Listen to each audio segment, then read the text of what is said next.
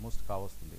ఇంకా యాక్టివ్గా ఉండాల్సిన అవసరం ఉంది. పార్టీని మరింత బలోపేతం చేయాలన్నా, క్యాడర్ని నిలబెట్టాలన్నా. సో ఏ రకంగా ఆయన అడుగులు వేసే అవకాశం ఉంటుంది?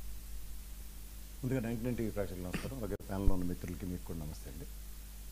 అంటే ప్రతి రాజకీయ పార్టీ ఒకసారి మీరు గతంలో ఓటమి చవి చూసిన తెలుగుదేశం, పవన్ కళ్యాణ్ గారు జనసేన పార్టీ లేదా బీజేపీ అన్నది చూస్తే ఫస్ట్ 2 years కరోనా పాండమిక్ అని excuse, 3rd year 4th year నుంచి రిట్రీవ్ అయ్యారు.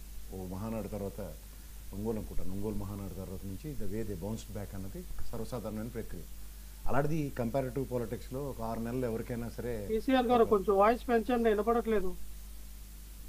బఫర్ టైం ఉంటుంది. ఆ బఫర్ టైంలో ఆ 6 months తర్వాత నుంచి యాక్టివ్ పాలిటిక్స్ చేసే దగ్గర ఫస్ట్ డే నుంచి వీళ్ళకి యాక్టివ్ పాలిటిక్స్ క్రియేట్ చేసిన ఒక వేదికని తెలియకనే ఈ కూటమి జగన్మోహన్ రెడ్డి గారికి వెసులుబాటు రూపంలో ఇచ్చింది. తర్వాత ఆద్యంతం ఆయన పెడుతున్న ప్రెస్ మీట్లు కానీ, తదనంతరం ప్రజల్లోకి ఏ ఇష్యూ మీద బయటకు వచ్చినా సరే లా అండ్ ఆర్డర్స్ కానీ, the way they are giving protection అనే విషయంలో కానీ డొల్లతనాలు ఎక్కడికక్కడ ప్రస్ఫుటిస్తూనే ఉన్నాయి. వీటన్నిటి కొనాడికల ఆర్డర్లో ఇవాళ ఆయన ప్రత్యేకంగా ఒక ఎజెండా పెట్టుకుని ఒక పాదయాత్ర లేదంటే నియోజకవర్గాల పర్యటన ఇలాంటివన్నీ పెడితే it is going to be an herculean task for respect NDA కూటమి. సో అంచేత ఏ వ్యూహం రచించాలన్నా రచించక్కర్లేదన్నా సరే ప్రతి దగ్గర జరుగుతున్న నిరంతర ప్రక్రియలు ఏవైతే ఉన్నాయో వాటిని కంటిన్యూ చేసుకుంటూ ప్రజల్లో వైఎస్ఆర్సీపీ స్లోగన్ ఇచ్చుకుంటూ ఆయన ముందుకెళ్ళడానికి ప్రతి దగ్గర ఒక ఉదాహరణకి ఎవరైనా చనిపోయిన వాళ్ళని, వాళ్ళ కార్యకర్తలు చనిపోయిన వాళ్ళని పరామర్శించడానికి వెళ్ళినా, లేకపోతే ఇష్యూ బేసిస్లో ఉదాహరణకి పొగాకు రైతులు కానీ, మిర్చి యార్డ్ రైతులు కానీ, తర్వాత మామిడికాయ రైతులది కానీ అలాంటి ఏ ఇష్యూ మీదైనా ఆయన వెళ్తున్నప్పుడు ప్రజాస్పందన ఎలా ఉందో చూస్తున్నాం మనం.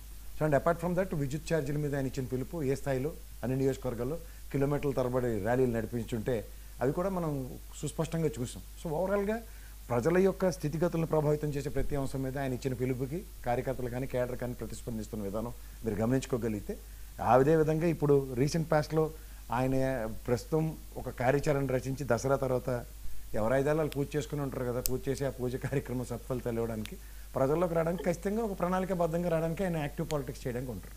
మీరు అన్నట్టు ఈ పూజ, ఆయుధ పూజ, దసరా అనేసరికి ఆయుధ పూజ చేస్తారు కదా, ఎవరు ఐదాలు వాళ్ళు పూజ చేసుకుంటారు. రాజకీయాల్లో ఆయుధాలు ఏముంటాయి, వాళ్ళు ప్రజలే ఉంటారు. ప్రజలే దేవుళ్ళని దేవుళ్ళకి పూజ చేసుకోవాలి, అంతకనే లేదు.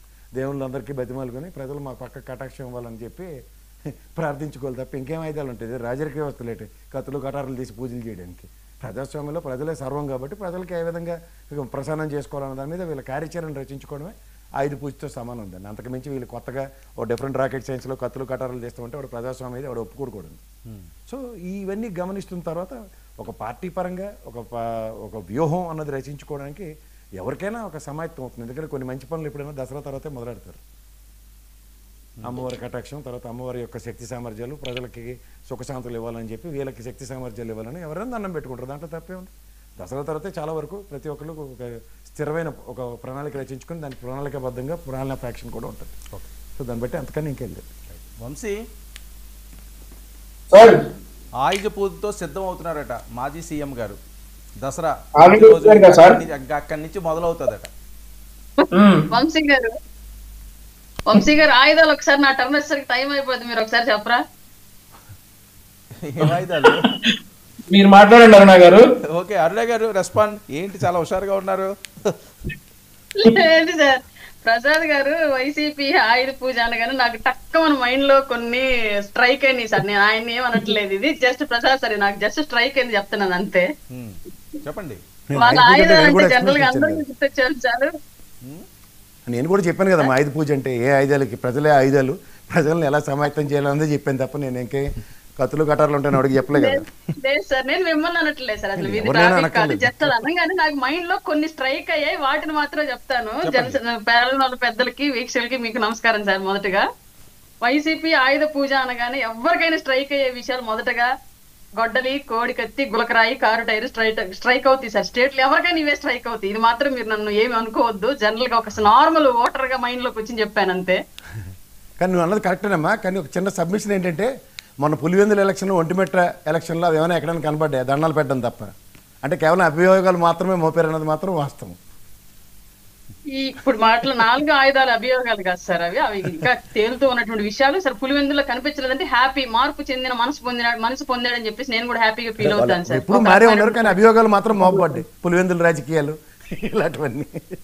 నేను ఎప్పుడు మోపాను సార్, నేను అందుకే నాకు ఆ 4 స్ట్రైక్ అయ్యి అన్నాను, వేరే ఇంకేమీ నేను యాడ్ చేయలేదు. స్ట్రైక్ అయిన దానికి నేను కూడా యాడెడ్ ఫ్లేవర్ ఇచ్చాను. Okay okay okay okay continue sir. చెప్పమ్మా. సార్ జనరల్ గా ఎవరైనా సరే దసరా తర్వాత అన్ని పార్టీలు కూడా వారి వారి రాజకీయ వ్యూహాలని ఈ రోజు రాష్ట్రంలో తెర మీదకి తీసుకొచ్చుకున్నటువంటి విషయం అయితే ప్రజలు జరుగుతోంది. రీసెంట్ గా వైజాగ్ వేదికగా జరిగినటువంటి మా పార్టీ మీటింగ్ లో కూడా పవన్ కళ్యాణ్ గారు దసరా తర్వాత కొన్ని పార్టీల ప్రణాళికలు అలాగే కొన్ని నిర్మాణాలు కూడా చేపడతామని చెప్పేసి త్రిశూల వ్యూహాన్ని దానికి నామకరణం కూడా చేసి రాజకీయంగా ముందుకు వెళ్తానికి ప్రణాళికలు సిద్ధం చేసుకోవడం జరుగుతోంది. రాబోయేటువంటి స్థానిక సంస్థల ఎలక్షన్స్ కూడా ఇది ఉపయోగకరంగా ఉండిద్ది అని చెప్పేసి అన్ని పార్టీలు కూడా సన్నద్ధమవుతున్న విషయం సార్ క్లియర్ గా. ఓకే, సో ఆయన పార్టీ పరంగా బలోపేతం చేయడానికి, కూటమిని ఓడించడానికి ఆయన ఏ పూజ చేసినా ఏ అడుగులు వేసినా సరే మోర్ యాక్టివ్ అవుతారట. ఆయన యాక్టివ్ అయితే మీరు అక్కడ తట్టుకోగలరా? అంటే ఇప్పుడు దాకా ఆయన యాక్టివ్ గా లేరా సార్? గత సంవత్సరంన్నర కాలంగానో లేదంటే పోయిన 5 సంవత్సరాలు మీకు కాస్త సమయం ఇచ్చారని ఎలా పాలిస్తున్నారు? కాస్త సమయం ఇచ్చారట, మీరు సరిగ్గా పాలించట్లేదని వస్తున్నారట బయటికి. 5 ఏళ్ల పాటు ఆయన అధికారంలో ఉన్నప్పుడే మేము తట్టుకొని ఉన్నాం సార్ క్లియర్ గా. ఇవాళ అధికారం లేదు, పైగా ఇప్పుడే సంవత్సరాల తర్వాత బయటకు వస్తాడు అన్నట్టుగా మీరు చెప్తున్నారు. మరి చూడాలి ఏ మాత్రపు మైండ్ సెట్ తో బయటకు వస్తున్నాడు అనేది. మేము కూడా బయటకు వస్తే చూస్తాం సార్. రైట్, వంశీ మీ కామెంట్స్ ఏంటి? ఒకసారి లక్ష్మణరావు గారి మాట విన్నాక మాట్లాడదాం అనుకుంటున్నా అన్న. లక్ష్మణ్ రెస్పాండ్ ఏంటి? ఆయుధ పూజ చేసి ఆంధ్రప్రదేశ్లో విస్తృతంగా పర్యటన చేయడానికి సన్నద్ధాలు చేస్తున్నారట. ఏం పూజలు చేస్తారు, ఏం సన్నద్ధాలు చేస్తారు, ఆ ప్లాన్ ఏంటి? వర్మ గారు, మీకు ప్యానల్ ఉన్న పెద్దలకి WNT వీక్షకులకి యజమానికి హృదయపూర్వక నమస్కారాలు. సాధారణంగా దసరాకి అందరూ ఆయుధ పూజలు చేస్తారు. ఖచ్చితంగా ఎవరైతే తన పనిముట్లు ఏవైతే ఉన్నాయో తన అవసరాల రీత్యా వినియోగించినటువంటి వాటికి ఆయుధ పూజ అనేది సహజంగా హిందువులు ఎవరైనా చేస్తారు. సో ఆయుధ పూజ అనేది ఈరోజున మనం వెటకారంగా మాట్లాడి మాకు కొన్ని స్ట్రైక్ అయినాయి మేము చెప్తామంటే, ఈరోజున పవన్ కళ్యాణ్ గారు వినియోగించే త్రిశూలు అంటున్నారు కదా. త్రిశూలు అంటే ఏంటి? అట్లా వీళ్ళు 15 సోలాలు పెట్టుకోవాలి. 1 కాదు 2 కాదు, 15 సంవత్సరాలకు కూడా మేము పొత్తులో ఉంటాము అన్నప్పుడు 15 సోలాలు పెట్టుకోవాలి. సో 15 సోలాలు కూడా ఇలా ఆయుధ పూజ చేయాలి. పవన్ కళ్యాణ్ గారు ముందు ఈ 15 సోలాలకి ఆయుధ పూజ చేసి అప్పుడు తర్వాత పార్టీని ఎస్టాబ్లిష్ చేస్తామని చెప్పారు. కాబట్టి మా ఆయుధ పూజకి వాళ్ళ ఆయుధ పూజకి ఏంటనేది డెఫినెట్గా ప్రజలు గమనిస్తారు.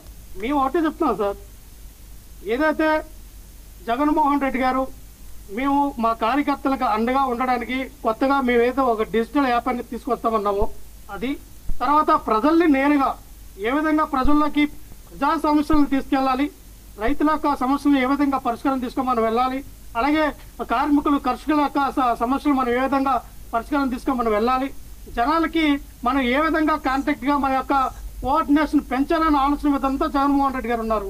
రేపు దసరా తర్వాత ఖచ్చితంగా పార్టీ యొక్క నియమ నిబంధనల ప్రకారంగా పార్టీ యొక్క విధి విధానాలు ఏంటనేది జగన్మోహన్ రెడ్డి గారు తెలియపరుస్తారు. ఆ విధంగా ముందుకు వెళ్తాం. సో దానికి ఒక పార్టీ అయిన తర్వాత ఒక సిద్ధాంతాలు ఉంటాయి, దానికి ఒక నియమ నిబంధనలతో పాటుగా విధి విధానాలని ఏ పార్టీ అయినా చెప్తుంది. కాబట్టి వాళ్ళ పార్టీకి సిద్ధాంతాలు లేవు, పద్ధతి లేదు, ఏమీ లేదు. కాబట్టి పవన్ కళ్యాణ్ గారు అటువంటివి ఏమి చెప్పరు. ఎందుకంటే ఆయన అన్నారు మా పార్టీకి 7 సిద్ధాంతాలు ఉన్నాయన్నారు. ఆ 7 సిద్ధాంతాలని పవన్ కళ్యాణ్ గారు మళ్ళీ రీకాల్ చేసుకుని నేను చదువుకుంటే ఏ రోజైనా ఆ 7 సిద్ధాంతాలకి నేను కట్టుబడి ఉన్నానా లేదా అనేది పవన్ కళ్యాణ్ గారు ఆయన గుండెల మీద చేసుకుని ఆత్మీయ విమర్శ చేసుకుంటే రాష్ట్ర కాదండి. ఇప్పుడు మీ టార్గెట్ ఏంటి? పవన్ కళ్యాణ్ గారా, లేకపోతే జగన్మోహన్ రెడ్డి గారి యాత్రలు, లేకపోతే ఆయన భవిష్యత్తు కార్యాచరణ? సార్ ఇక్కడ క్రిస్టల్ క్లియర్ ఒకటి చెప్తున్నా సార్, జగన్మోహన్ రెడ్డి గారు ప్రజలతో ఎలాగ మమేకమై ఇంపాక్ట్ అవ్వాలి, ఏ రకంగా ప్రజల్లోకి వెళ్ళాలన్న విధి విధానాలు అనేది పార్టీ రేపొద్దున దసరా తర్వాత ఒక విధి విధానాలు అనేది ప్రకటించడం జరుగుతుంది అని చెప్తూ ఉన్నారు. సో మేమంటే అంటే ఆయుధ పూజ అంటే ఇంకో రకంగా దాన్ని ప్రోడకించడం, ఇంకో రకంగా వెకిల్ చేష్టలు చేసి మాట్లాడటం అది సంస్కారవంతమైనటువంటి విషయం కాదు. మీరు 2 అంటే మేము 10 అంటాం, అందులో తప్పు లేదు. మీరు ఏమనకుండా ఉంటే మేము కూడా ఏమన్నాం. ఒకటే చెప్తున్నాం సార్ వర్మ గారు, వీళ్ళు ఏమంటారు, జగన్మోహన్ రెడ్డి గారు మన పులివెందులో వెళ్ళేటప్పుడు మేము వచ్చిన ప్రతి ఒక్కరికి కూడా ఒక స్లిప్ రాసి విఐపి పాస్లు ఇచ్చారు. జగన్మోహన్ రెడ్డి గారిని ఎవరు కూడా కలాలంటే ఇవి స్లిప్పులు తీసుకుని వెళ్ళాలని ప్రచారం చేశారు. చాలా ఘోరంగా సార్. జగన్మోహన్ రెడ్డి గారు రోడ్డు మీదకి వస్తే వేల సంఖ్యలో లక్షల సంఖ్యలో వస్తూ ఉన్నారు. పార్టీ ఆఫీస్కి వెళ్తే వేల సంఖ్యలో వస్తూ ఉన్నారు. మేము ఒక నిబంధనల ఆధారంగా ఎవరు ఏంటి వాళ్ళ సమస్యకి ఆధారంగా మేము ఒక స్లిప్ ఇస్తే జగన్మోహన్ రెడ్డి గారు మీ సమస్యను చెప్పుకోండి అని చెప్తూ ఉన్నాం. అంటే ప్రతిపక్షంలో ఉండి కూడా జగన్మోహన్ రెడ్డి గారి దగ్గరికి వస్తున్నాయి సమస్యలు. అధికారంలో ఉన్నటువంటి పవన్ కళ్యాణ్ గారి దగ్గరికి కానీ, చంద్రబాబు నాయుడు గారి దగ్గర, నారా లోకేష్ గారి ప్రజా దర్బార్లో కూడా ఎవరు మొరపెట్టుకోవట్లా. ఎందుకంటే జగన్మోహన్ రెడ్డి గారి దగ్గరికి వెళ్తే ఆ సమస్య పరిష్కారం అవుతుంది అని చెప్పి వెళ్తూ ఉన్నారు. ఈ రోజున చంద్రబాబు నాయుడు గారు రోడ్ల మీదకి వస్తే వాళ్ళ సెక్యూరిటీ తప్ప ఒక్కరైనా కనబడుతూ ఉన్నారు రోడ్డు మీద, ఒక్కరు కూడా రావట్లా. నారా లోకేష్ గారు ఇద్దరు కూడా రావట్లా. పవన్ కళ్యాణ్ గారు వెళ్తే ఇంక చెప్పవసరంలా. ఈ మధ్యలో పరదాలు కట్టుకుంటూ ఉన్నాడు ఆయన. ఎక్కడ పడితే అక్కడ పరదాలు కట్టుకుని ఆయన రోడ్ల మీదకి వస్తూ ఉన్నాడు. రోప్ పార్టీలు ఇవన్నీ కూడా పవన్ కళ్యాణ్ గారు అర్థం చేసుకోవాలి. నేను అంటే చెప్పాను సార్, ప్రజాస్వామ్యంలో గతంలో మీరు అన్నారు కదా, ఇప్పుడు కూడా జగన్మోహన్ రెడ్డి గారు చీఫ్ పబ్లిసిటీ చేసుకోవాలా.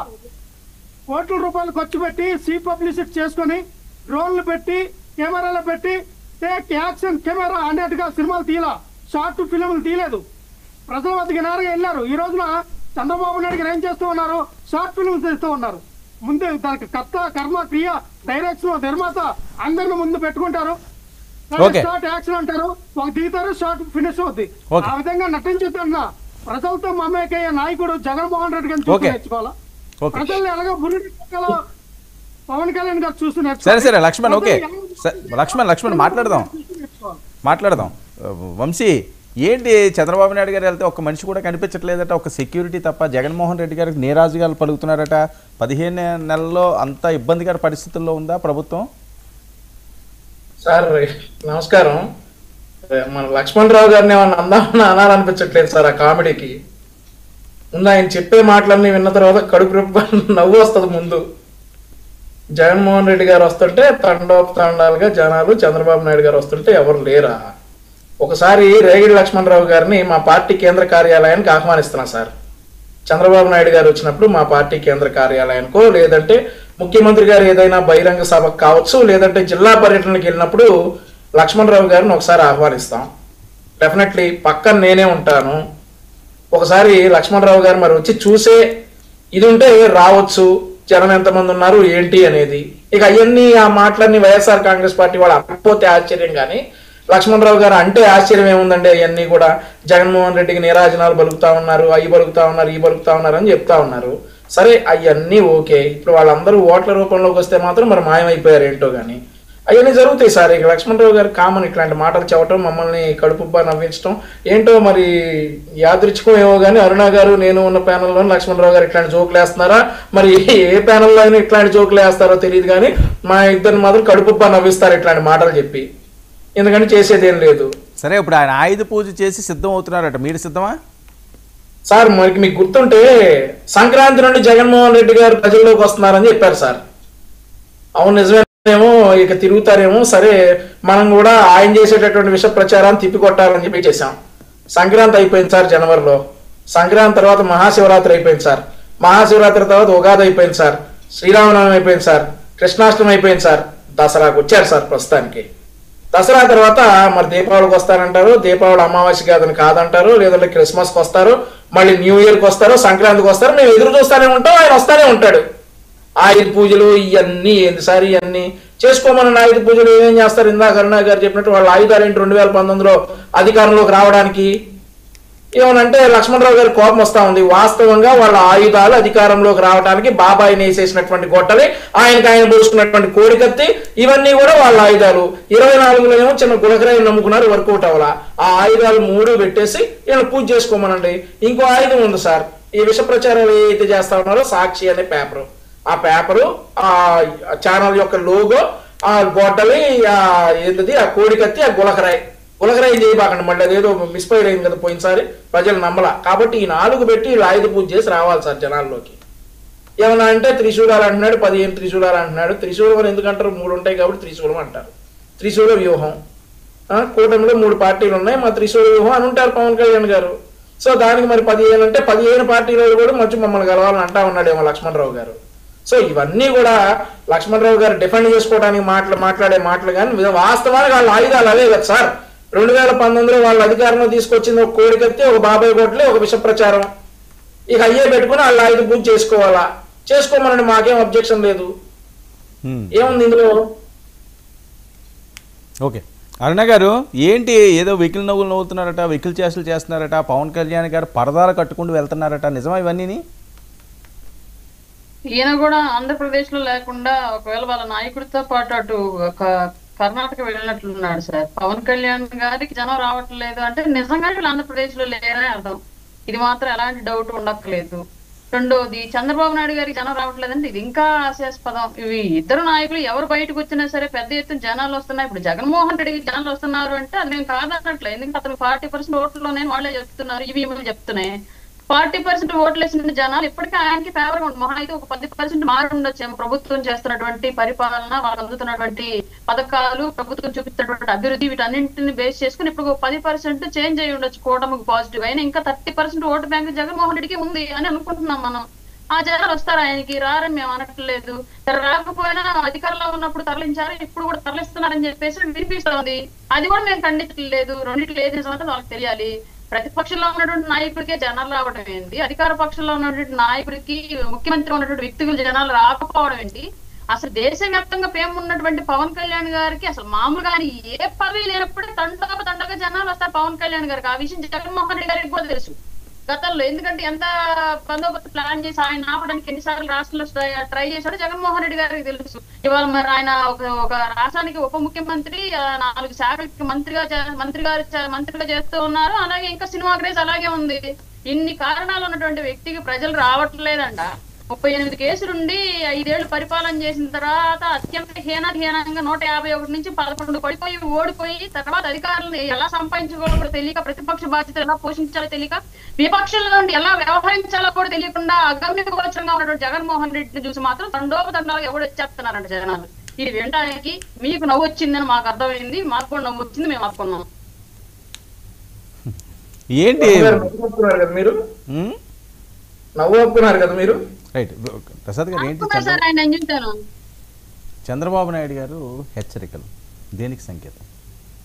అంటే నాకైతే నిన్న మొన్న ఆంధ్రజ్యోతి ఈనాడులో రాసిన రాతలకి వాళ్ళకే హెచ్చరికలు చేశారని నాకు అనిపిస్తుంది. ఎందుకంటే యూరియా కొరత అన్నది మన గన్నవరం పోర్టుకి దగ్గర 10,000 టన్నులు వచ్చింది సార్. ఇంకొక 25,000 టన్నులు కాకినాడ పోర్టుకి రావాల్సి ఉంది. ఓవరాల్గా 40% షార్ట్ ఫాల్ ఆఫ్ యూరియా అన్నది కొట్టొచ్చినట్టు కనబడుతుంది. వ్యవసాయ శాఖ మంత్రి అచ్చెన్నాయుడు గారు అయితే మార్కెట్ త్రూగా ఇస్తున్నాం అన్న దగ్గర లైన్లో ఎలా ఉన్నారో విత్ సబ్స్టాన్షియల్ ఎవిడెన్సెస్ నా దగ్గర వీడియోలు కూడా ఉన్నాయి, కావాలంటే నేను చూపించగలను. సో ఇవన్నీ యూరియా కొరతలు, యూరియా వెతలు అన్నవి మొత్తం దేశవ్యాప్తంగా, ముఖ్యంగా ఈ ఉభయ తెలుగు రాష్ట్రాల్లో తీరని సమస్య కిందే ఉంది. సో దీని మీద కార్యాచరణ అన్న దగ్గర వ్యవసాయ శాఖ మంత్రి హోదాలో ఢిల్లీ వెళ్ళి అయినా ఎప్పుడైతే సంబంధిత మంత్రి గారిని ప్రసన్నం చేసుకుని యూరియా మీద ఒక కార్యాచరణ ఉంటుంది అనుకున్న దగ్గర లోకేష్ గారు వెళ్ళి కలిసి వచ్చారు. దానివల్ల మనకి 40% డౌన్ఫాల్, షార్ట్ ఫాల్ ఉన్న దగ్గర ఇది నాకు తెలిసి ఖరీఫ్ రబీ సీజన్ల మీద అవగాహన ఉన్న ఏ వ్యవసాయ శాఖ మంత్రి అయినా, ముఖ్యంగా అచ్చెన్నాయుడు గారు లాంటి స్థాయి కలిగిన వ్యక్తి ఖచ్చితంగా దీని మీద ప్రాపర్ ప్లానింగ్ కావాలి. ఎందుకంటే ఒక పక్క వాళ్ళు చెప్తున్న ఎక్స్క్యూజ్ అంటే ఈ రష్యా ఉక్రెయిన్ వార్ వలన జరుగుతున్నాయి ఇవన్నీ అన్నప్పుడు ఒక ప్రణాళికాబద్ధంగా ఇప్పుడు మనం చూడండి, డీజిల్ మనకి షార్ట్ ఫాల్ రాకుండా పెట్రోల్ డీజిల్ ఉత్పత్తుల్ని రష్యా నుంచి ఎలా తెచ్చుకుంటున్నాం. సో ఇలాంటివి ఒక ప్లాన్ ఆఫ్ యాక్షన్ లేకుండా సవాల్ విసురుతున్నాడు మరొక వైపు. ఎవరైనా సవాల్ దమ్ముంటే అసెంబ్లీకి రమ్మని. అసెంబ్లీకి రావడానికి మీకు ఒకసారి 95వ సంవత్సరం ఉదంతం ఒకటి చెప్పాలి సార్. ఆ రోజు కూడా తమ్మింగ్ మెజారిటీతో గెలిచిన తెలుగుదేశానికి 29 స్థానాలకే పరిమితమైన కాంగ్రెస్ ఉంది. కానీ కాంగ్రెస్ పార్టీ లీడర్లకు ఎవరికి అపోజిషన్ స్టేటస్ ఇవ్వలేదు, కాంగ్రెస్ పార్టీకి అపోజిషన్ స్టేటస్ ఇచ్చారు. ఇప్పుడు అపోజిషన్ స్టేటస్ అనేది ఎందుకు అడుగుతున్నారు అంటే రాజ్యాంగ పరంగా 12B ప్రకారం వీళ్ళు చెప్తున్న దానికి అసలు ఇంత మినిమం సీట్లు రావాలన్నది ఎక్కడా లేదు ఆర్టికల్ 12B ప్రకారం. సో దీనికి సంబంధించినంత వరకు అపోజిషన్ ఇచ్చినా ఇవ్వకపోయినా వైఎస్ఆర్సీపీ ఒక ఆడ్ మెన్ పార్టీకి, ఎందుకంటే కూటమిలో ఉన్న 3 ప్రభుత్వ పార్టీలకి కాకుండా వేరే పార్టీ ఉన్నది వైఎస్ఆర్సీపీ కాబట్టి ఉదాహరణకి గౌరవ ముఖ్యమంత్రి గారు మాట్లాడినా, గౌరవ మంత్రులు ఎవరు సంబంధిత మంత్రులు మాట్లాడినా స్పీకర్ గారు అదే టైం వీళ్ళకి అలకేట్ చేసి ఇవ్వాలి. ఫ్లోర్లో ఆ రోజు ఎవరైతే మాట్లాడాలనుకుంటారో సబ్జెక్ట్ మీద ఉదాహరణకి 11 మంది ఎమ్మెల్యేలు ఎవరైనా మాట్లాడినారు, ఇంక్లూడింగ్ జగన్మోహన్ రెడ్డి గారితో సైతం ఆ ఈక్వల్ ఇన్ టైం కనుక అలకేట్ అయితే, ఎందుకంటే ప్రజాస్వామ్యంలో అపోజిషన్ పార్టీ మాత్రమే ప్రజల తరఫున గమనిస్తుంది. వీళ్ళు ఉదాహరణకు సంక్షేమ పథకమైనా లేదా ప్రజలకు ఇచ్చే ఈ కార్యక్రమం యూరియా సమస్య మాట్లాడదాం అంటే ఏం టైం ఇస్తారు అన్నది ఒకసారి లోపలికి వెళ్తే తెలుస్తుంది కదా. అది కదండి, మీరు ఫస్ట్ థింగ్ మీరు వాళ్ళు మాటలు బట్టే మీకు అందులో ఆ సారాంశం అర్థమవుతుంది. మీరు అసెంబ్లీకి రండి అన్న provocation I'm not contradicting that. But ఈ సిచ్యువేషన్ ఏంటంటే మేము అపోజిషన్ ఇవ్వట్లేదు అన్నది ఫిక్స్ అయ్యి ఉన్నప్పుడు, ఇప్పుడు నేను 1995 ఉదంతం లేదా వాజ్పేయి గారు, అద్వానీ గారు ఇద్దరే ఎలక్ట్ అయినప్పుడు దేశంలో, అలాగే ఇక్కడ మన ఆమ్ ఆద్మీ పార్టీ ఆయన ఎలక్ట్ అయినప్పుడు కూడా ఫస్ట్ 1.5 year చాలా అలర పెట్టారు. తర్వాత అతనికి అపోజిషన్ స్టేటస్తో మాట్లాడే అవకాశం. ఇప్పుడు మిగతా 10 మంది కాస్త ఆందోళనలో ఉన్నారట, అధ్యక్ష అనుకుందాం మేము, మనం మిస్ అవుతున్నామని. అది ఎవరికైనా సస్పెండ్ చేసే అవకాశం ఉంటుందా? ఉండదండి. అంటే 60 days functioning days are more important. 60 assembly పని దినాల్లో వీళ్ళు ఒక రోజు కనుక అటెండ్ అవ్వకపోతే ఆబ్వియస్లీ దే కెన్ టేక్ అనర్హత పెట్టేసేస్తారు. అది ఛాన్స్ ఉంటుంది. 60 రోజులు ఎక్కడ అయ్యాయి సార్? కాదు, జనరల్గా ప్రొసీజర్ 60 రోజులు పని దినాల్లో ఖచ్చితంగా. మరి ఇది వెళ్ళను అంటున్నారు, 60 రోజులు ఖచ్చితంగా ఇది కాకపోతే నెక్స్ట్ సెషన్స్ వల్ల అయిపోద్ది. ఎక్కడైపోతుంది? ఎన్ఐ చూసుకోండి ఒకసారి. కాదండి, మళ్ళీ ఇంక నెక్స్ట్ సెషన్స్ రావా? ఇంకొక 3 సెషన్స్ కానీ 60 రోజులు అవుతుంది. ఓటాన్ అకౌంట్ బడ్జెట్ మొదటి పెట్టారు సార్, అది ఎంతసేపు 3 రోజులు ఎంత పని దినాలు. అలా మీరు ఏదైనా చూసుకోండి, 20 కూడా దాటలేదు ఇప్పటిదాకా, 20-25 కూడా దాటలేదు పని దినాలు. ఇంకా 45 days ఉన్నాయి. ఈ సెక్షన్స్లో any section they can attend it. It's not a big deal sir. ఈ రోజుల్లో రాజకీయ నాయకులు తృణప్రాయంగా పదవులు వదుకొని ఎవడుంటాడు సార్? ఎవడైనా సరే ఆ లాస్ట్ మూమెంట్లో ఒకసారి వెళ్ళి ప్లాకార్డులు పట్టుకుని 4 సార్లు గోల్ చేశారు అనుకోండి, సెషన్ స్టార్ట్ అవ్వకముందే అటెండెన్స్ పడుతుంది, సస్పెండెడ్ అంటారు, అయిపోయింది. దానికి ఏముంది పెద్ద రాకెట్ సైన్స్. ఇక్కడ అపోజిషన్ స్టేటస్ అనేది ఇట్ మేక్స్ సెన్స్. అక్కడ ఏంటంటే ప్రజల తరఫున గళం వినిపించడానికి 40% డౌన్ఫాల్కి మీ ప్రణాళిక ఏది, ఇలా డిబేట్లు నడుస్తాయి. అది ఎప్పుడైతే జరగదో ఉత్తినే టైం వేస్ట్. ఇప్పుడు పులివెందుల సమస్య మీద లేదా ఎర్రగొండపాలెం సమస్యల మీద వెళ్ళి చర్చించడానికి ఇండివిజువల్ కెపాసిటీలో ఎమ్మెల్యేలలో లేదు. That don't makes any sense for them. So అందుకని ఏంటంటే ప్రజా సమస్యలు బాగా బాహుళ్యాల్లో బయట ఉండి ఆయన పెట్టిన ప్రెస్ మీట్లకి ఈ రోజు దాకా ఎవరైనా సమాధానం చెప్పారేమో కనుక్కోండి సరే sir. That it self is an answer. So ఈ కాంట్రడిక్షన్స్లో ఆయన అపోజిషన్ స్టేటస్ ఇస్తేనే కానీ వెళ్ళడం అన్న దగ్గర ఆయనకి అపోజిషన్ లీడర్ క్యాబినెట్ హోదా అన్నది కానే కాదు. తెలిసి లేకుండా పవన్ కళ్యాణ్ గారు కూడా జర్మనీ వెళ్ళండి అక్కడ తెచ్చుకోండి అంటే కాన్స్టిట్యూషన్ ప్రకారం ఉన్నది చెప్పమనండి. 12B says very clear. ప్రజాస్వామ్యంలో ప్రజలు ఎన్నుకున్న ఒక ప్రజాప్రతినిధి ఒక్కడికి గెలిచినా సరే అపోజిషన్ స్టేటస్ ఇవ్వాల్సిందే. Opposition leader is totally contradicting. ఎందుకంటే దానికి క్యాబినెట్ హోదా ఉంటుంది. నేను క్యాబినెట్ హోదా గురించి మాట్లాడలే, ఏమని కూడా అడగట్లే. ప్రజల తరఫున గలం వినిపించేది ఓన్లీ అపోజిషన్ కాబట్టి వాళ్ళకి ఆ కన్సిడరేషన్ ఇవ్వాలి. ప్రధానికి గత ప్రభుత్వంలో ఒకతను గెలిచారు, పార్టీ మారకుండా ఉండుంటే పవన్ కళ్యాణ్ గారి పార్టీ నుంచి కూడా there may be a probability అతనికి ఖచ్చితంగా నేను ఒక్కడిని గెలిచినా నాకు అడిగే హక్కు ఉంటుంది అతనికి. ఓకే, ఇది వంశీ. అదేదో ఇస్తే వాళ్ళు వచ్చి మాట్లాడతానంటున్నారు కదా గారు. అవును, కేఎస్ ప్రసాద్ గారు చాలా బ్రహ్మాండంగా చెప్పారు. మరి ఇదే కేఎస్ ప్రసాద్ గారు గతంలో డిబేట్లలో కూర్చొని లేదా టీవీ ఛానల్స్ లో కూర్చొని 6,372 ఓట్లతో పవన్ కళ్యాణ్ ఓడిపోతున్నాడు కాసుకోండి. అక్కడ ఆమె ఎవరండి అపోనెంట్, పవన్ కళ్యాణ్ గారు అపోనెంట్ వైసీపీ నుండి ఎవరు ఆవిడ వంగా గీత గారు, వంగా గీతమ్మ గెలుస్తుంది.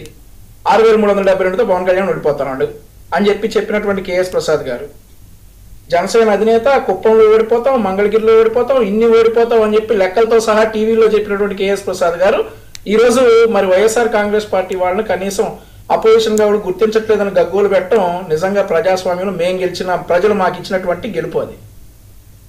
సో ఇక ఇంకో మాట అన్నారు, ఆయన పెట్టిన ప్రెస్ మీట్లకు సమాధానాలు చెప్పలేదట. ఒక్కటన్నా కరెక్ట్ గా పెడితే ఒక్క ప్రెస్ మీట్ అన్న కేఎస్ ప్రసాద్ గారు జగన్మోహన్ రెడ్డి గారు పేపర్ చూడకుండా రాసినటువంటి స్క్రిప్ట్ చదవకుండా ఎవరో ఏదో స్క్రిప్ట్ రాసిస్తారు. ఫైనాన్షియల్ ఫిగర్స్ మీద 6,47,000 కోట్లని పయ్యవల కేశవ్ గారు ఆర్థిక మంత్రి హోదాలో చెప్పిన దానికి ఆయన ఆర్థిక శాఖ మీద పెట్టిన ప్రెస్ మీట్ కి మీ దగ్గర నుంచి కౌంటర్ ఇది. ఎందుకంటే మండలి వేదికగా 14 లక్షల కోట్ల అప్పులని చెప్పిన యనమల రామకృష్ణ గారు కానీ, లేదా 9,73,000 కోట్లను ప్రజెంటేషన్ ఇచ్చిన చంద్రబాబు గారు కానీ, ఇదే పయ్యవల కేశవ్ గారు కానీ, లేదా మీలాంటి అధికార ప్రతినిధుల హోదాలో ఉన్నారు కానీ ఎక్కడైనా కౌంటర్ ఇచ్చింది చెప్పండి. ఒకటి ఎన్ని చెప్పమంటారు ప్రతి అంశంలో? ఉద్యోగ కల్పన మీద ఇదే అసెంబ్లీ వేదికగా పయ్యవల కేశవ్ గారు 44 లక్షల ఉద్యోగాలు కల్పించబడ్డాయి గత ప్రభుత్వం చెప్పిందా? మీరు చెప్పిన 20 లక్షల కాంట్రాక్ట్నే కదా. ఏంది విష ప్రచారం? ఏంది విష ప్రచారం?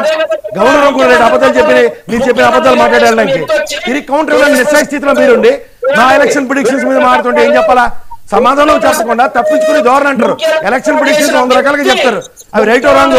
మీకు 124 వచ్చాయి, 124 మీరు ఏ సముచిత చేస్తారని అడిగితే దానికి సమాధానం చెప్పతే ఏం చెప్పాలండి? మంత్రి గారు ముఖ్యమంత్రిగా పనిచేసినటువంటి వ్యక్తి వచ్చేసి హెరిటేజ్ లో ఉల్లిపాయలు అమ్ముతారట. హెరిటేజ్ స్టోర్లు అమ్మేసి 12 సంవత్సరాలు అయింది. ఫ్యూచర్ కి రిలయన్స్ రిటైల్ మార్ట్ కి హెరిటేజ్ స్టోర్లు అమ్మేసి 12 సంవత్సరాలు అయింది. మీరు చంద్రబాబు నాయుడు గారి కుటుంబం ఓన్లీ హెరిటేజ్ పార్లర్స్ లో మాత్రమే ఉన్నారు. ఈ వచ్చి హెరిటేజ్ లో ఉల్లిపాయలు సంబంధం ఏంటంటే నాకు అర్థం కాదు.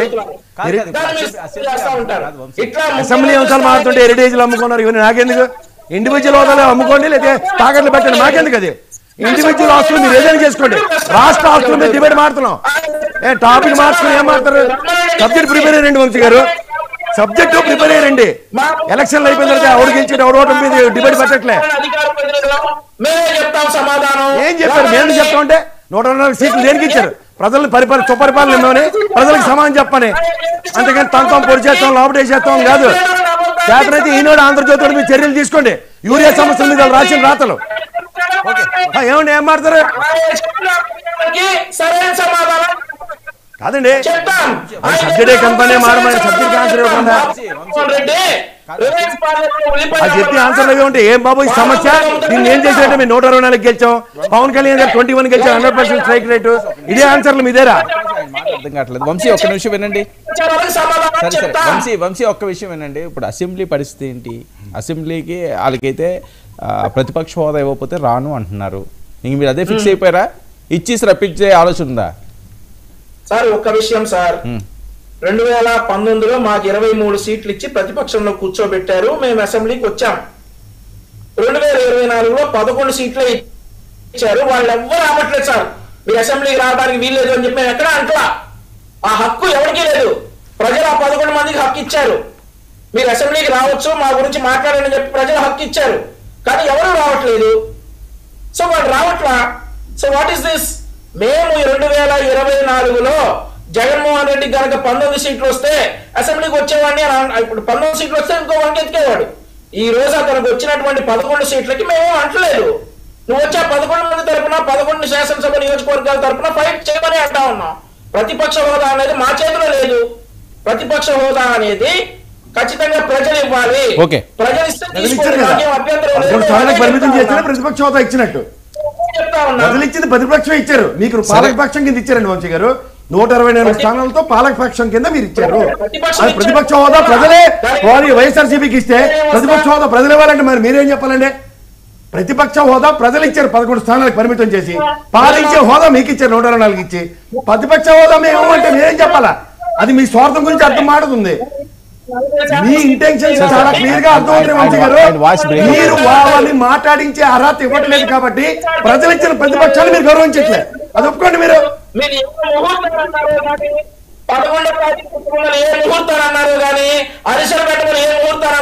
నా విషయాలు ఎందుకని చెత్తను బతుకుతుంది ఎందుకు?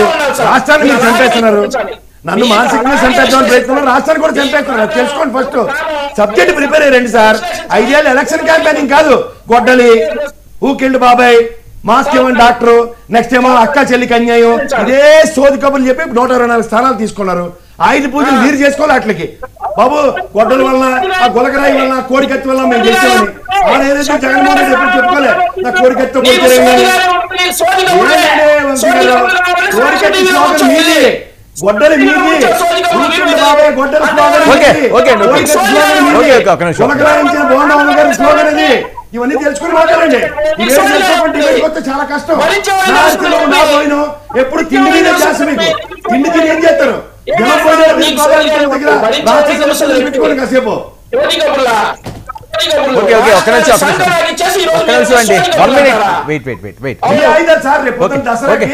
పార్టీ ఆఫీస్ లో మీ ఇంట్లో పెట్టుకోండి. కూర్చోండి. గొడ్డలి, గొలగరాయి, అధికారం వచ్చిందని దండం పెట్టుకోండి. లక్ష్మణ్ ఏంటి అనర్హత వేటు పడే అవకాశం ఉంది అని? సరే అది 60 రోజుల్లో పడొచ్చేమో. ఆ నియోజకవర్గాల కన్నా న్యాయం చేయడానికి వెళ్ళి అసెంబ్లీలో మాట్లాడవలసిన అవసరం ఉందా? లేకపోతే ఆ హోదా ఇవ్వకపోతే రానంటారు. ఆ హోదా అన్నది ప్రజలే మీకు ఇవ్వలేదు, మేము ఎందుకు ఇస్తామని చెప్పి డైరెక్ట్గా సీఎం గారు మాట్లాడే పరిస్థితి. సార్ వర్మ గారు ఇక్కడ హోదా అనేది ప్రజలే ఇవ్వలేదు, ప్రజలు ఇవ్వాలి కదా అనేది ఇది దొంగ తిరుగుడు మాటలు తప్పించుకోవడానికి చెప్పే మాట. అసలు ప్రతిపక్షం అంటే ఏంటండి?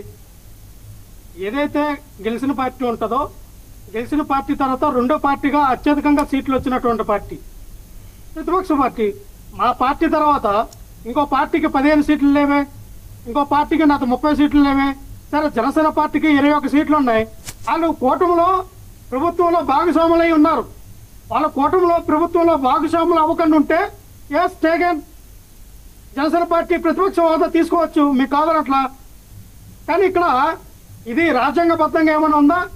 ఇన్ని సీట్లు వస్తేనే ప్రతిపక్ష హోదా, లేకపోతే ప్రతిపక్ష హోదా లేదని ఏ ఆర్టికల్ అయినా సూచించిందా? ఏం మాట్లాడతారు? సర్వ హక్కులు కూడా ఎవరైతే ఆ యొక్క అసెంబ్లీకి సంబంధించిన స్పీకర్ కానీ లోక్సభలో అయితే లోక్సభకు సంబంధించిన స్పీకర్ కానీ వాళ్ళకి అథారిటీ ఉంది, వాళ్ళు ఇవ్వచ్చు. వాళ్ళు తలుచుకుంటే వాళ్ళు ఖచ్చితంగా ఇగో మీకు ప్రతిపక్ష హోదాగా మేము ఇస్తామన్న గతంలో కూడా ఇచ్చారు. గతంలో ఎన్టీ రామారావు గారు ఉన్నప్పుడు, ఇందిరాగాంధీ గారు ఉన్నప్పుడు, ఎంజీఆర్ గారు ఉన్నప్పుడు, అలాగే తమిళనాడులో కూడా మనం చూసాం కరుణానిధి గారు ఉన్నప్పుడు. ఇవన్నీ కూడా ఆ యొక్క కేబినెట్ హోదా కూడా ఇచ్చారు. అంతేగాని ఇది ఇన్ని సీట్లు వస్తేనే 30 సీట్లు వస్తే ప్రతిపక్షం, లేకపోతే ప్రతిపక్షం కాదని రూల్ ఏం లేదండి ఇక్కడ. ఎందుకు ఈ దొంగ తిరుగుడు మాటలు? సరే మీరైతే వెళ్ళరు అంతేనా? ప్రతిపక్ష హోదా కాదు, ప్రతిపక్ష హోదా కానీ ఇవ్వకపోతే మీరు వెళ్ళరు. ప్రతిపక్ష హోదా ఇవ్వకపోతే మీరు వెళ్ళరు. క్రిస్టల్ క్లియర్ అర్థమైందండి. జగన్మోహన్ రెడ్డి గారు అసెంబ్లీలోకి వచ్చారు అనుకోండి, ఆయన అడిగే ప్రశ్నలకి సమాధానం చెప్పలేరు. వాళ్ళకి ఇచ్చిన టైం ఒక 5 నిమిషాలు. సరే లక్ష్మణ్ ఒక విషయం, చేస్తారు. లక్ష్మణ్ మీరట ఆంధ్రప్రదేశ్ లో ఉన్నారా లేరా అని అడుగుతున్నారు అరుణ్ గారు. కళ్ళు కనిపిస్తున్నాయా లేవా అని. నేను పక్కా ఆంధ్రప్రదేశ్ లోనే ఉన్నాను. విజయనగరం జిల్లా చీపురుపల్లి నియోజకవర్గం మెరకముడిదం అన్న మండలం విలేజ్ లో అక్కడే ఉన్నాను. నేను ఎక్కడికి వెళ్ళలేదు. నేను స్థానిక గ్రౌండ్ లో రియల్ గ్రౌండ్ రాజకీయాలు చేస్తూనే రాష్ట్ర రాజకీయాల్లో ప్రమేయం ఉంటది. నేనేమో ఎక్కడ కూర్చొని మాట్లాడే వ్యక్తినే కాదు. గ్రౌండ్ వర్క్ కూడా మేము చేస్తాము, అది గమనించాలి. సోదరి అర్ణ గారు, నేనేమంటానంటే వర్మ గారు, ఇక్కడ క్రిస్టల్ క్లియర్ అర్థమవుతుంది సార్. జగన్మోహన్ రెడ్డి గారు ఎవరు ఒక నెలకి 2 సార్లు ప్రెస్ మీట్లు పెట్టి 2 నుంచి 3 గంటల వరకు కూడా ప్రెస్ మీట్ లో ప్రతి పాయింట్ కూడా ఆర్థికంగా ఏ రకంగా అయితే వీళ్ళు ఎన్ని లక్షల కోట్ల అప్పులు చేశారు, గతంలో మేము ఎన్ని లక్షల కోట్ల అప్పులు చేశాము, ఎన్ని పథకాలు తీసుకొచ్చాము, ఎన్ని పథకాలు ఇచ్చాము, ఎంతమందికి ఉద్యోగాలు ఇచ్చాము, ఎంతమందికి వీళ్ళు ఉద్యోగాలు ఇచ్చారు, అప్పుడు అంటే జీడిపి ఏంటి అనేది లెక్కలతో point to point power point presentation తో ఆయన వివరించి చెప్తే వీళ్ళకి ఎవరికి సబ్జెక్ట్ ఉంది? పవన్ కళ్యాణ్కి చదువు లేదు, సబ్జెక్ట్ లేదు. నారా లోకేష్ స్టాన్ఫోర్డ్ చదివాడు, మనోడికి బుర్ర తక్కువ, ఆలోచన ఎక్కువ. సరే సరే ఓకే ఓకే. ఎందుకు అవన్నీ వ్యక్తిగా పర్సనల్ గా ఎందుకు ఇది వ్యక్తిగతం ఏంటండి? ఇది వ్యక్తిగతం ఎందుకండి సార్? ఇది వ్యక్తిగతంగా మాట్లాడద్దు. అర్థం ఏంటంటే మెదడులో గుర్తు లేదని అర్థం. వ్యక్తిగతంగా మాట్లాడకుండా మీరు సబ్జెక్ట్ మాట్లాడండి, ఏం పర్లేదు. ఆ పదం వినియోగించుకోకూడదా? ఒకటే చెప్తాను సార్, ఇక్కడ క్రిస్టల్ క్లియర్ చెప్తున్నా సార్. ఇక్కడ టీడీపీ నుంచి వచ్చిన లక్ష్మణ్ గారు వాళ్ళకి విజ్ఞత లేదని మీ విజ్ఞత కోల్పోకండి. మీరు సంయమనం పాటించి కరెక్ట్గా మాట్లాడండి, ఏం పర్లేదు. అంతేకాని వాళ్ళని తిడితే ఏదో అవుతుంది అనుకోండి, ఆ ప్రలోభంలోకి వెళ్ళకండి. అది మేము తిట్టట్లేదు సార్. నేను అసలు వాళ్ళని తిట్టాలని ఉద్దేశం నాకు లేదు, నేను తిట్టను కూడా. నేనేమంటానంటే మా నాయకుడు పాయింట్ టు పాయింట్ వివరించినప్పుడు అది జగన్మోహన్ రెడ్డి గారు చేసేది తప్పు, అసలు అవన్నీ కొత్త తప్పులు, పచ్చి అబద్ధాలని చెప్పి చంద్రబాబు నాయుడు గారు అదే పవర్ పాయింట్ ప్రెజెంటేషన్ పెట్టి వివరించాలి కదా. జగన్మోహన్ రెడ్డి గారు చెప్పినవన్నీ అబద్ధాలే, ఇవి నిజం అని ఆయన వివరించాలి కదా ప్రజలకి. అప్పుడు నమ్ముతారు కదా. ఈ అధికార ప్రతినిధులను మాట్లాడాలి కదా. కానీ ఎవరు దాని గురించి మాట్లాడరు. జగన్మోహన్ రెడ్డి గారు అక్కడ ఏమైనా సటైర్ వేస్తే, జగన్మోహన్ రెడ్డి గారు ఏదైనా చిన్న నవ్వు నవ్వుతే, జగన్మోహన్ రెడ్డి గారు ఒక డైలాగ్ చెప్తే అదే డిబేటు, దాన్నే డిబేట్ గా తీస్తారు, దాన్నే మాట్లాడతారు.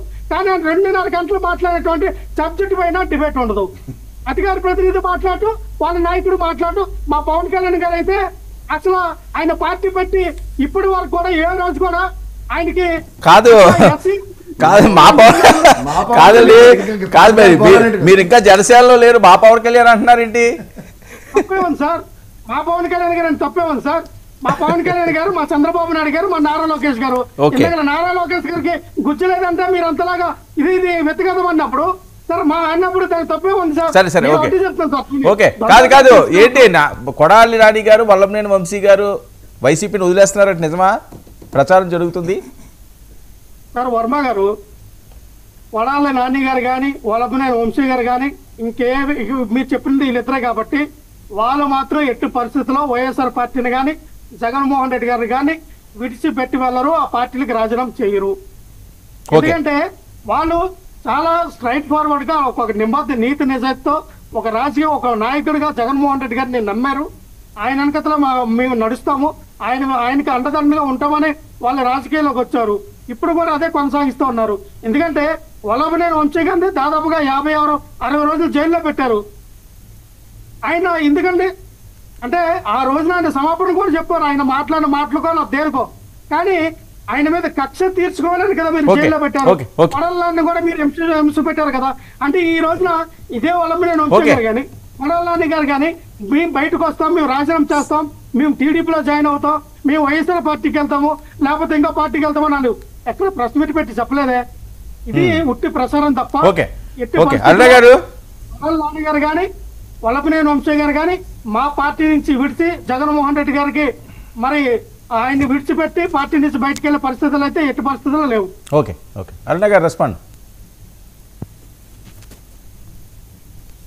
సార్, ఏదైతే ప్రెస్ మీట్లు పెట్టి జగన్మోహన్ రెడ్డి గారు పవర్ పాయింట్ ప్రెజెంటేషన్ ఇస్తున్నారు, దానికి సంబంధించి రిప్లై ఇవ్వలేదు అని చెప్పేసి ఏదైతే ఇప్పుడు ఉన్నటువంటి ప్యానెల్లో ఇద్దరు ఎవరైతే మాట్లాడారో ఆ విషయం గురించి క్లియర్ గా, అంటే ఇక్కడ జగన్మోహన్ రెడ్డి గారు ఒక విపక్ష పార్టీకి అధినేతగా ఉండి అతను స్పందిస్తే అతనికి ప్రతికూలమైనటువంటి స్పందన క్లియర్ గా ముఖ్యమంత్రి గారు ఉప ముఖ్యమంత్రి గారు ఇవ్వాలి అన్నటువంటి ఉద్దేశంతోనే కేవలం వాళ్ళని మాత్రమే అబ్జర్వ్ చేస్తున్నట్లున్నారు. కాబట్టి వాళ్ళకి ఇప్పటి వరకు ఆన్సర్ దొరకలేదు అనుకుంటున్నారు సార్. బహుశా ఏ శాఖ గురించి అయితే లేదంటే ఎవరి గురించి అయితే జగన్మోహన్ రెడ్డి గారు ప్రెస్ మీట్ పెట్టారో విత్ ఇన్ అవర్స్ లో ఆ శాఖకు సంబంధించినటువంటి మంత్రి ఎవరైతే కూటమి నుంచి ఉన్నారో వాళ్ళు విత్ క్యాలిక్యులేషన్స్ తోటి ప్రెస్ మీట్లు పెట్టి వివరణ ఇచ్చినటువంటి సందర్భాలు ప్రతి ప్రెస్ మీట్ కి ప్రెస్ మీట్ ఉంది సార్.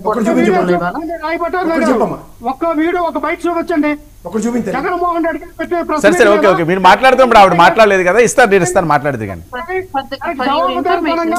ఒక్క నిమిషం లక్ష్మణ్ క్రాస్ టాక్ వద్దు. లక్ష్మణ్ వినండి, లక్ష్మణ్ వినండి, క్రాస్ టాక్ వద్దు. క్రాస్ టాక్ నేను అలౌ చేయను. లక్ష్మణ్ మీరు మాట్లాడుతున్నప్పుడు ఆవిడ మాట్లాడలేదు, ఆ గౌరవం ఇవ్వండి. నేను ఇస్తాను, అవకాశం ఇస్తున్నాను కదా. సరే సరే అవకాశం ఇస్తాను, నేను ఇస్తాను అవకాశం. ఆవిడ చెప్పి చెప్పనివ్వండి, మీరు చెప్పింది అంతా విన్నారు కదా, ఎందుకు time waste? For your kind information sir, ఒక హోంశాఖ గురించి స్టేట్ లో ఉన్నట్లు లా అండ్ ఆర్డర్ గురించి మాట్లాడిన ప్రతి మాటకి హోమ్ మినిస్టర్ అనిత గారి ప్రెస్ మీట్ ఉంది. అలాగే ఈ స్టేట్ లో జరిగినటువంటి అప్పులు దానికి సంబంధించి తెచ్చినటువంటి వివరాలకు సంబంధించి అచ్చెన్నాయుడు గారు కొల్లు రవీంద్ర గారు పెట్టినటువంటి ప్రెస్ మీట్ ఉంది. ప్రెస్ మీట్ ఉంది. పయ్యావులు గారు చెప్పినట్టారు. సార్ పయ్యావుల కేశవ్ గారిది ఒక ప్రెస్ మీట్ ఉంది. క్లియర్లీ ప్రతి ఒక్కటి సంబంధిత. సరే లక్ష్మణ్ వినండి, లక్ష్మణ్ ఎందుకు రాష్ట్రాకు వినండి, ఆవిడ చెప్పింది మళ్ళీ మరి మాట్లాడదు కానీ దాని కౌంటర్ ఇద్దరు కానీ అరవమని కాదు, అర్థమైందా? నా ప్యానల్ నాకు ఇస్తే డిబేట్ సవ్యంగా సాగిద్ది. మీలాగా నేను అరవడం మొదలు పెడితే కప్పల బెగబెగ అయ్యి తప్ప ఉపయోగం లేదు. అదే చెప్తున్నా, సబ్జెక్ట్ నేర్చుకోండి రండి అన్నాను. అరుణ గారు మీరు కానీ సరే సరే ఓకే మన సోదరుడు కానీ కొంచెం సబ్జెక్ట్ నేర్చుకున్నాను. లక్ష్మణ్ లక్ష్మణ్ లక్ష్మణ్ లక్ష్మణ్ లక్ష్మణ్ లక్ష్మణ్ లక్ష్మణ్ మ్యూట్ దాకా వెళ్ళొద్దు. నేను చాలా సార్లు చెప్పాను, క్రాస్ టాక్ వద్దు, మ్యూట్ దాకా వెళ్ళొద్దు. నేను ఇస్తాను అవకాశం. సార్ వాళ్ళు ఓన్లీ వాళ్ళ పార్టీ ఛానల్ చూసుకుంటే ఆ పార్టీ ఛానల్లో మిగతా నాయకులు ఎవరి టెలికాస్ట్ అవ్వవు సార్. మిగతా ఛానల్స్ కూడా చూడమని చెప్పండి. ప్రతి విషయానికి సంబంధించి సంబంధిత శాఖ మినిస్టర్ వెంటనే ఆయనకి press meet counter press meet పెట్టి వివరణ ఇవ్వడం జరిగింది. దాని గురించి వాళ్ళు చూడకుండా వచ్చి ఇక్కడ కూర్చొని ఆ విషయం గురించి మాట్లాడట్లేదు.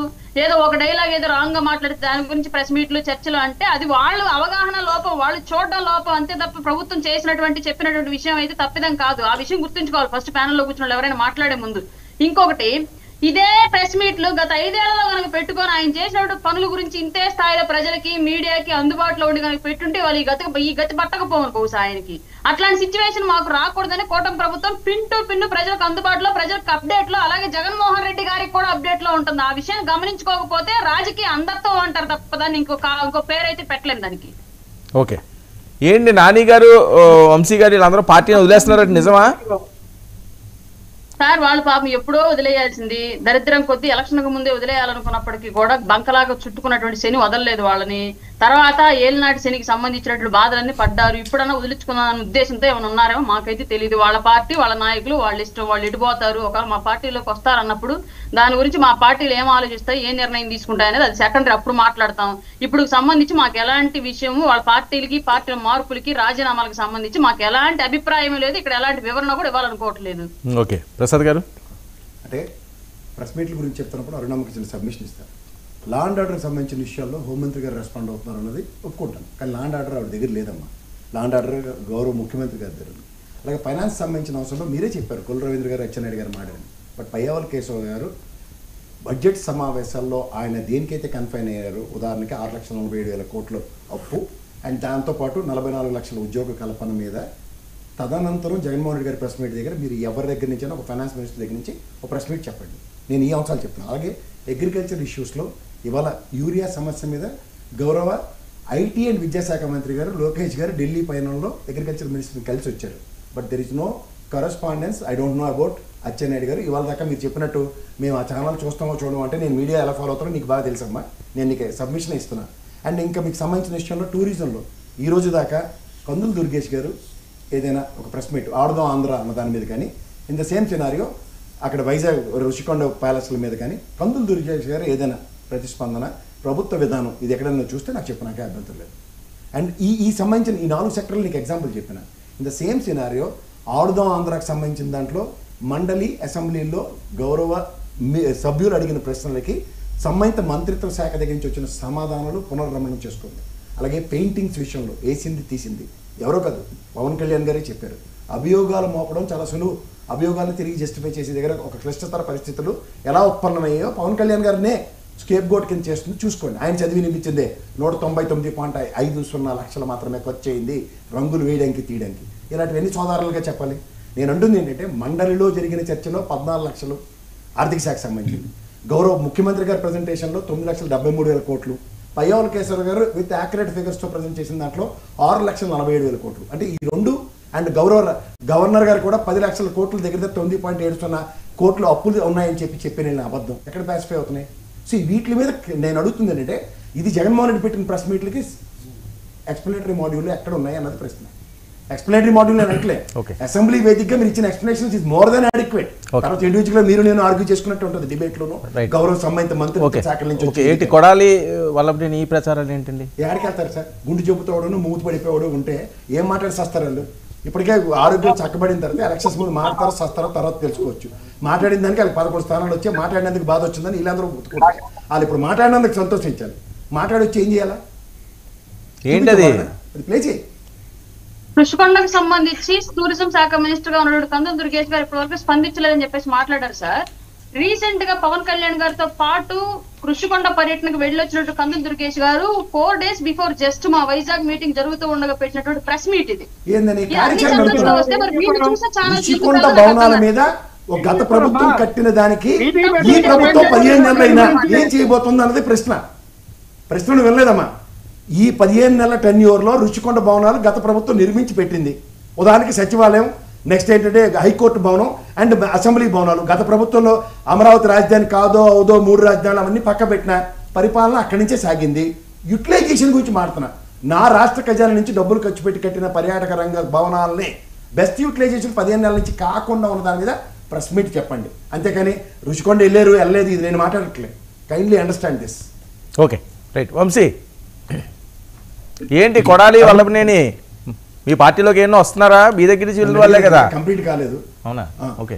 ఇప్పుడు నేను అంటుంది ఏంటంటే మాట్లాడినందుకు 15 నెలల పాటు కాస్త శాంతంగా ఉన్నాయనుకుందాం. వాళ్ళు మాట్లాడిన దానికి కదా ఇంత ఆవేశాలు అందరూ ప్రదర్శించారు. ఇప్పుడు ఆ మాటకు వస్తే తెలుగుదేశం నుంచే నిజమైన తల్లుల్ని ఆ రోజు రామారావు గారే యాక్సెప్ట్ చేసిన హరికృష్ణ గారు 2వ భార్య కొడుకైన జూనియర్ ఎన్టీఆర్ గారిని ఆయనే పేరు పెట్టారని చెప్పుకున్న ఉదంతంలో ఇవాళ ఆ తల్లిని తెలుగుదేశం ఒక ఎమ్మెల్యే అనంతపురం ఎమ్మెల్యే ఏ విధంగా మాట్లాడాడో ఒకసారి గమనించుకోండి. ఇవాళ వాళ్ళ దగ్గర నుంచి నేర్చుకున్న విద్యలు వీళ్ళు విలువిద్యలుగా ప్రదర్శిస్తుంటే ఏం చెప్పాలో నాకైతే తెలియట్లేదు. అంచేత ఒక 5 years టెన్యూర్లో మాట్లాడి అబాస్ పాలైన అనుకుంటే 15 నెలలు మౌనంగా ఉన్న దగ్గర వీళ్ళు వాళ్ళ దగ్గర నేర్చుకుని అదే భాష వీళ్ళు వినియోగిస్తున్నారా? ప్రశ్నించుకోమనండి. ఓకే వంశీ ఏంటి వీళ్ళిద్దరూ మళ్ళీ టీడీపీలోకి ఏమన్నా వస్తున్నారా ఏంటి? ఏంటి సార్ వచ్చేది? ఎలా వస్తారు సార్? సిగ్గుండాలిగా. సో అసలు ఆ క్వశ్చన్ అరైజ్ అవటమే లేదు. బై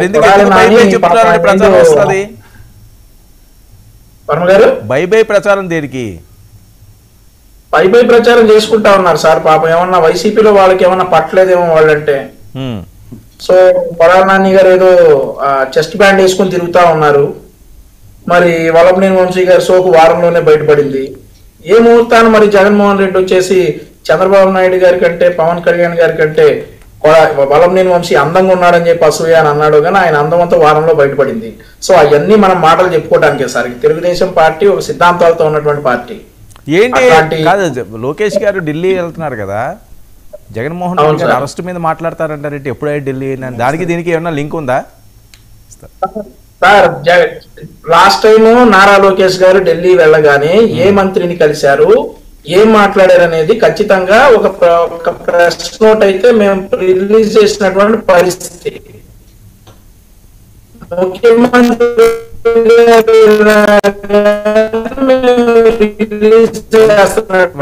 వంశీ మీ నెట్వర్క్ ఏదో ఫ్రీజ్ అవుతుంది ఒకసారి. ప్రధానమంత్రి గారి దగ్గర ఏం చర్చించారో కూడా ఒక ప్రెస్ నోట్ డెఫినెట్ గా రిలీజ్ చేస్తారు. ఓకే, నో డౌట్ అందులో. ఇవాళ మీరు ఒకటి గమనిస్తే క్యాబినెట్ నిర్ణయం 10 మెడికల్ కాలేజీలకు సంబంధించిన అవసరం ఉంది. ఈయన 25 ఢిల్లీ ప్రయాణం దేనికంటే గత ప్రభుత్వం ఆయనలో నిర్మించిన ప్రభుత్వ హాస్పిటల్కి ఏవైతే ఉన్నాయో దగ్గర కేంద్ర ప్రభుత్వం సమన్వయంతో 250 కోట్ల దగ్గర ఇష్యూ అయింది.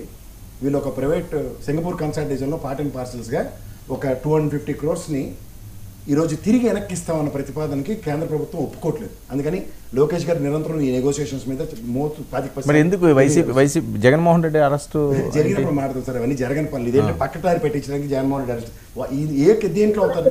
ఇప్పుడు లెక్కర్ స్కామ్ లో ఉన్న వాళ్ళని ఏం చేయాలో అర్థం కాక జుట్లు బీక్కుంటారు పక్కన. కట్ అవుతుంది వంశీ. మిథున్ రెడ్డి గారు కూడా ఏమీ జరగని పనులు మిథున్ రెడ్డి సాయంత్రానికల్లా బయటకు వస్తారు చూడండి అని ఇదే డిబేట్ లో మన కేఎస్ ప్రసాద్ గారు అన్నారు. నెలకొత్తరు చూడండి మీరు. మిథున్ రెడ్డి విషయంలో కూడా సాయంత్రానికి మిథున్ రెడ్డి బయటకు వస్తారు చూడండి అని చెప్పి అన్నాడు. నేను ఆ రోజు స్టూడియోకి వచ్చా, మీ పక్కనే కూర్చున్నా, నా పక్కన కేఎస్ ప్రసాద్ గారు కూర్చున్నారు. కూర్చుంటే ఏం చేయాలా? మీరు ఇంటెన్షన్ జగన్మోహన్ రెడ్డి గారు ఏమి జరగని మాట్లాడుతూ ఉన్నారు. అలానే అనాలి సార్. పెట్టుకుని వెళ్ళట్లేదు అని చెప్పి సీట్ ఆ తర్వాత అవన్నీ జరగని మాట్లాడు. లెక్కర్ స్కామ్ అనేది ఒక్క అరెస్ట్ కూడా జరగదు అని అన్నాడు. జరిగాయి. మిథున్ రెడ్డి గారు సాయంత్రానికల్లా రేపటికల్లా బయటకు వస్తానన్నాడు. రిమాండ్ పడ్డారు. ఈ రోజు జగన్మోహన్ రెడ్డి గారు అవన్నీ జరగని అంటా ఉన్నారు. సో చూస్తా ఉన్నాం. మరి రాజ్యసభ ఎలక్షన్ ఉంది, దానికి ఏం చేస్తారు? ఈ రోజు పాపం జగన్మోహన్ రెడ్డి గారు అభ్యర్థి అయితే జరగదు అని అన్నాడు. చూద్దాం. ఓకే, ఏంటి నా ట్రాక్ రికార్డ్ మీకేంది సార్? ముందు మీ ట్రాక్ రికార్డ్ చెక్ చేసుకోండి. మీ ట్రాక్ రికార్డ్ చెక్ చేసుకుంటే ప్రమాణంగా ఉంటుంది. అరెస్ట్ చేద్దాం, రెడ్ బుక్ రాజ్యాంగం నడిపిద్దాం, రెడ్ బుక్ ప్రకారం అరెస్ట్ ఎజెండా ఇదే 15 నెలలు గడిచింది. ఇంకో 3.5 ఏళ్ళు అలాగే గడుస్తుంది. దానికోసం మేము 164 100% స్ట్రైక్ రేట్ మాది, 64% ఓటు బ్యాంక్ ఇవన్నీ చెప్పాల్సిన అవసరం లేదు. Contentions are very clear and evident. మీరు ఏం చేద్దాం అన్నది మీకు తెలుసు కాబట్టి దాంట్లో ప్రజాస్వామ్య హితంగా అయితే నేను ప్రజాస్వామ్య బద్దంగా మాడతా. Under these circumstances Mithun Reddy arrest కాడని, కానీ ఎవిడెన్సెస్ కి విరుద్ధంగా మీరు అరెస్ట్ చేద్దాం ఉన్నప్పుడు మిథున్ రెడ్డి అరెస్ట్ అవుతాడు, జగన్మోహన్ రెడ్డి అరెస్ట్ అవుతాడు.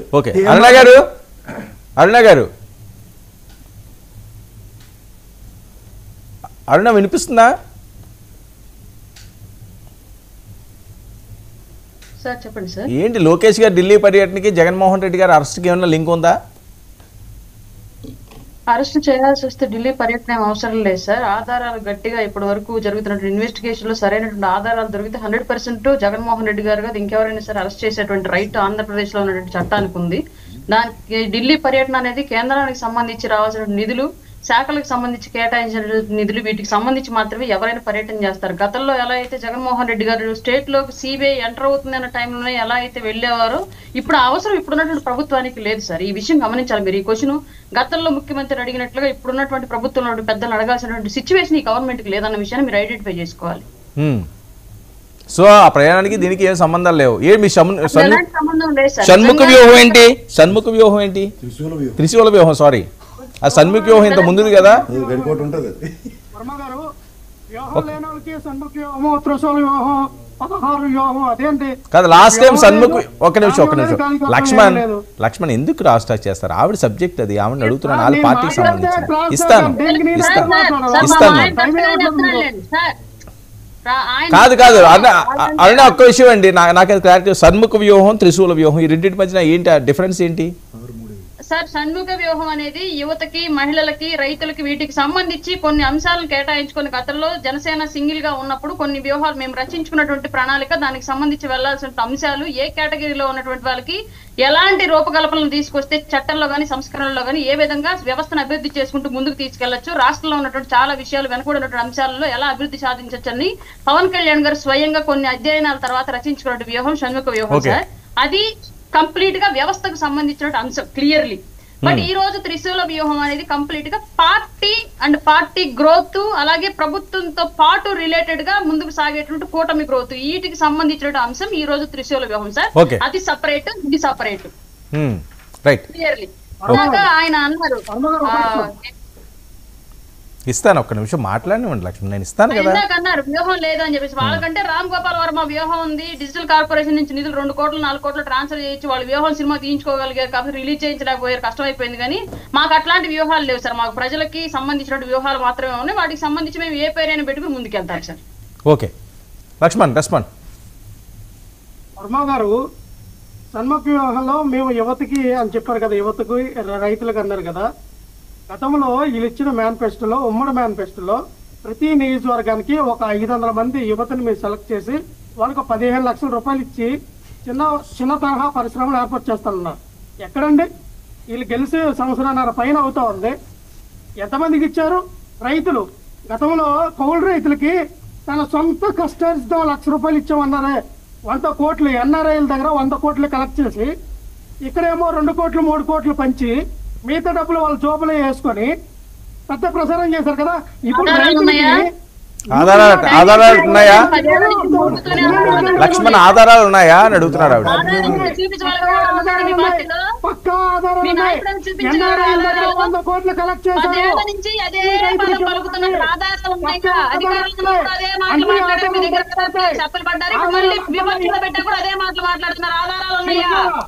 ఆధారాలు లేకుండా ఏం మాట్లాడడం? ఇక్కడ మీరు చెప్పింది మీరు వినండి. ఇప్పుడు రైతులు మాకు డిఏపి లేదు, మాకు యూరియా లేదని చెప్పి రెస్టారెంట్ లో బార్ల మంది ఎలాగైతే క్యూ లైన్ కడతారో అలా క్యూ లైన్ కడుతూ ఉన్నారు. అదే పవన్ కళ్యాణ్ గారు అదే సొంత అధికారంలో ఉన్నారు కదా. ఎందుకు urea DAP right okay okay okay okay Laxman Laxman Laxman ఏంటి సార్ మీరు వ్యూహం అడిగారు. ఆ వ్యూహంలో కొన్ని పాయింట్లు నేను చెప్తూ ఉన్నాను. ఇంకో విషయం సార్, పవన్ కళ్యాణ్ గారు మళ్ళీ ఇదే గిరిజనులకి ఇంత గిరిజనుల విషయం కూడా ఎత్తారు. ఇదే గిరిజనుల్ని ఎలక్షన్ ముందుగా పవన్ కళ్యాణ్ గారు పర్యటన చేసే ప్రాంతంలో మీకు డోలీలే ప్రయాణం ఉండదు, రోడ్లు వేస్తాం, మీకు మీ ఇంటికే విద్య, మీ ఇంటికే విలేజ్ క్లినిక్లు అన్నారు. ఈ రోజు చూస్తే రోడ్లు లేవు. వాళ్ళకేమో కేజీ మామిడి పళ్ళు, కొప్పడానికి 2 దుప్పట్లు, వాళ్ళకేమో అన్ని పంచుతా ఉంటారు. అది కాదండి వాళ్ళు అడిగింది. వాళ్ళు అడిగింది కాదు కదా. ఒకటి చెప్తున్నాం, ఈ రోజు గిరిజనుల్ని తారుమారు చేయడానికి వినండి sir. Okay okay okay Laxman Laxman Laxman ఒక్క నిమిషం మాట్లాడండి. దళిత గిరిజనులందరూ కూడా వ్యతిరేకంగా ఉండాలని భావించి రేపు 6వ తారీఖున మళ్ళీ అరకు పర్యటన చేస్తున్నాడు పవన్ కళ్యాణ్. అంటే అవతల పక్క సుగల ప్రీతి ఏ రకంగా అయితే వాళ్ళ తల్లి ఏ రకంగా అయితే పోరాటం చేస్తూ ఉన్నారో, ఎక్కడ పడితే అక్కడ ఎస్టీకి సంబంధించిన దళిత గిరిజన మహిళల పైన అత్యాచారాలు జరుగుతూ ఉన్నాయో ఇవన్నీ కూడా కాంక్రీట్ అవుతూ ఉన్నాయి. ఇవన్నీ కూడా వాళ్ళకి ఆ పవన్ కళ్యాణ్ గారికి మైనస్ అవుతూ ఉన్నాయి. దాన్ని కప్పుకొచ్చామంటే మీకు జాకెట్లు ఇస్తాం, మామిడిపళ్ళు ఇస్తాం, దుప్పట్లు ఇస్తాం అంటే ఎలాగమ్మా? సరే సరే ఓకే వాళ్ళకి ప్రమాణాలు పెంచాలి. వాళ్ళకి ఇంటి వాళ్ళకి సరే సరే ఒక నిమిషం లక్ష్మణ్ చెప్పారు 5 సంవత్సరాలు పెట్టి ఏం చేస్తున్నారు అంటున్నది ఆవిడ. చెప్పండి అరుణ గారు. నాది ఒక స్ట్రైట్ క్వశ్చన్. అప్పుడు వెనకబడ్డటువంటి ఆ పాడేరు, రంపచోడవరం, మన్యం